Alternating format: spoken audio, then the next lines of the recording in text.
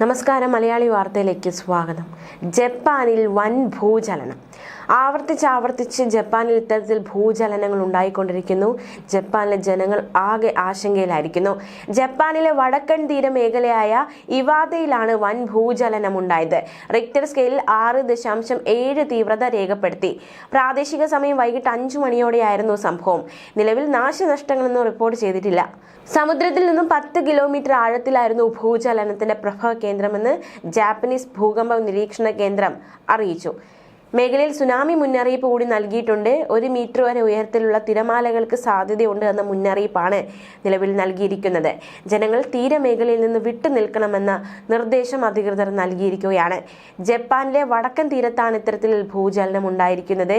ഞായറാഴ്ച വൈകിട്ടോടെ സമുദ്രനിരപ്പിൽ നിന്നും 10 കിലോമീറ്റർ ആഴത്തിൽ ഉണ്ടായി. ഭൂചലനത്തെ തുടർന്ന് 1 മീറ്റർ വരെ ഉയരത്തിലുള്ള തിരമാലകൾക്ക് സാധ്യതയുണ്ട് എന്ന മുന്നറിയിപ്പും നിലവിലുണ്ട്. മേഖലയിൽ സുനാമി മുന്നറിയിപ്പ് നൽകിയിട്ടുണ്ട്. ഭൂചലനത്തിന് പിന്നാലെ തുടർ ചലനങ്ങളും ഉണ്ടായി എന്നാണ് റിപ്പോർട്ടുകൾ സൂചിപ്പിക്കുന്നത്. സുനാമി മുന്നറിയിപ്പുള്ളത് കൊണ്ട് തന്നെ തീരപ്രദേശങ്ങളിൽ നിന്ന് ആളുകൾ മാറി നിൽക്കണമെന്നും തുടർ ചലനങ്ങൾക്ക് ഇനിയും സാധ്യതയുള്ളതായും അധികൃതർ വ്യക്തമാക്കി.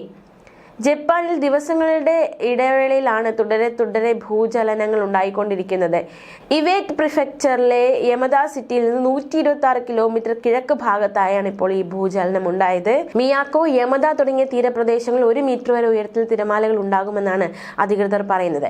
ലോകത്ത് സംഭവിക്കുന്ന കാര്യമായ ഭൂചലനങ്ങളിൽ 80% പസഫിക് സമുദ്രവുമായി ബന്ധപ്പെട്ട അഗ്നിവൃത്തം അഥവാ റിംഗ് ഓഫ് ഫയർ മേഖലയിൽ നിന്നാണ് ഉണ്ടാകുന്നത്. ഈ മേഖലയിൽ ഉൾപ്പെടുന്ന രാജ്യമാണ് ജപ്പാൻ. വൃത്തം എന്നൊക്കെ കേൾക്കുമ്പോൾ നമ്മുടെ മനസ്സിലേക്ക് അതൊരു ചെറിയ പ്രദേശമായിരിക്കും, കുഞ്ഞു പ്രദേശമായിരിക്കും എന്ന ഒരു ചിന്ത വന്നേക്കാം. പക്ഷെ അങ്ങനെയല്ല കാര്യം.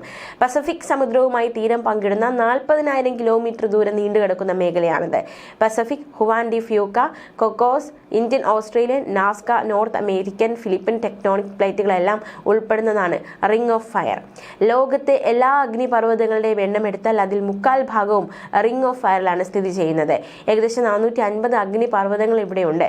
സജീവമായ ടെക്ടോണിക് പ്ലേറ്റുകൾ സ്ഥിതി ചെയ്യുന്നതിനാൽ അഗ്നിപർവ്വത വിസ്ഫോടനങ്ങളും ഭൂചലനങ്ങളും റിംഗ് ഓഫ് ഫയർ മേഖലയിൽ സ്ഥിരമായി ഉണ്ടാകാറുണ്ട്. ജപ്പാനെ കൂടാതെ ഇന്തോനേഷ്യ, ന്യൂസിലാൻഡ് തുടങ്ങി 10-ലധികം രാജ്യങ്ങൾ ഈ മേഖലയിൽ ഉൾപ്പെട്ടിരിക്കുകയാണ്. വടക്കു പടിഞ്ഞാറ് അന്റാർട്ടിക്കയിലാണ് റിംഗ് ഓഫ് ഫയർ അവസാനിക്കുന്നത്. ഭൗമശാസ്ത്രമായി പ്രത്യേകതകളുള്ള മറ്റു മേഖലകളും റിംഗ് ഓഫ് ഫയറിലുണ്ട്. ലോകത്തെ ഏറ്റവും ആഴമേറിയ ഭാഗമായ മരിയാന ട്രെഞ്ച് ഇതിനൊരു ഉദാഹരണമാണ്. ഇതിലെ ചലഞ്ചർ ഡീപ്പ് മേഖലയിലേക്ക് ഏകദേശം 11 കിലോമീറ്ററോളം ആഴം സമുദ്രനിരപ്പിൽ നിന്നുണ്ട് എന്നാണ് അറിയാൻ സാധിക്കുന്നത്. എന്തായാലും ഇത്തരത്തിലൊരു ഭൂചലനം ഉണ്ടായിരിക്കുകയാണ്. പിന്നാലെ സുനാമി മുന്നറിയിപ്പ് കൂടി നൽകിയിരിക്കുകയാണ്.